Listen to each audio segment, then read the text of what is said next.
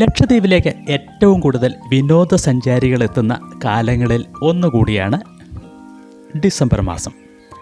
ഇത്തവണയും സഞ്ചാരികളുടെ വരവിൽ കുറവൊന്നുമില്ല. നവംബർ അവസാനവും ഡിസംബർ തുടക്കത്തിലും ചില കാലാവസ്ഥാ മുന്നറിയിപ്പുകൾ ഉണ്ടായിരുന്നു. അതൊഴിച്ചാൽ ഇപ്പോൾ നല്ല കാലാവസ്ഥയാണ്.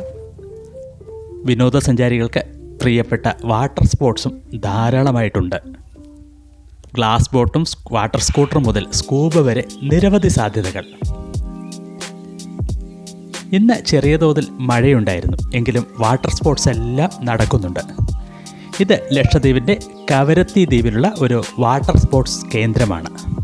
ഇന്ന് ചെറുതായി മഴ പെയ്തെങ്കിലും എല്ലാം നന്നായി തന്നെ പോകുന്നു. അങ്ങനെ ലക്ഷദ്വീപിലെ മറ്റൊരു ഡിസംബർ ആഘോഷത്തിൻ്റെ നാളുകൾ.